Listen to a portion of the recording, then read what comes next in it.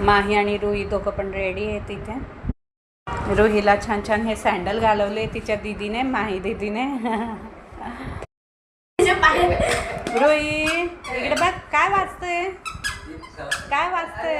ओ बा, अरे तिच्या पायात बाहेर निघताय का मोठे? हा अरे काय नाही, चल चल, very good very good. Good. ओहो ओहो ओहो, चला इकडे बघ। ओहो, इकडे मी सुद्धा रेडी झाली आहे। हा फ्रॉक घातला आहे मी, ब्लॅक कलर आणि त्याच्यावरती रेड कलरचे फ्लावर्स आहे। खूप छान फ्रॉक आहे हा। माझे जर प्रिव्हियस व्लॉग तुम्ही पाहिले असतील तर मी गोव्यालासुद्धा हा फ्रॉक घातलेला आहे। मग आईंनासुद्धा इच्छा झाली की मी पण इथे फिरून बघते, तर त्यांनीसुद्धा थोडं फोटोशूट केलं। आम्ही दोघींनी केल्यावर मग माही थोडीच मागे राहणार, मग तिनेसुद्धा केलं। इथे आम्ही पोहोचलो बन्सल मॉलच्या बेसमेंट पार्किंगमध्ये।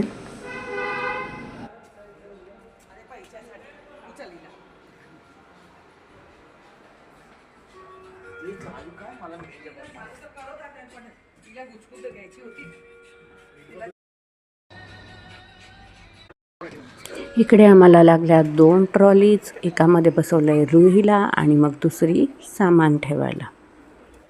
रुहीला तर खूपच मजा येत होती, कारण तिला आम्ही पहिल्यांदा असं कुठच्या मॉलमध्ये ट्रॉलीत बसवलं होतं।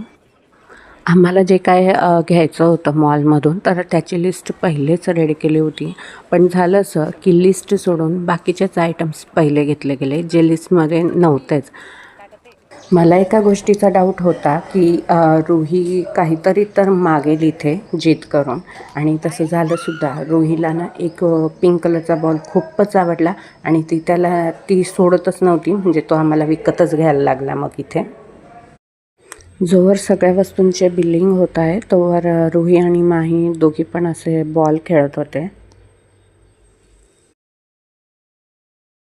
आम्ही आलो होतो आता बेसमेंट पार्किंगला, आणि तिथेसुद्धा आम्ही रुहीला ह्या ट्रॉलीमधून फिरवत होती। एकीकडे सामान भरायचं काम चाललं होतं, तर माही आणि हजबंड दोघं मिळून सामान भरत होते।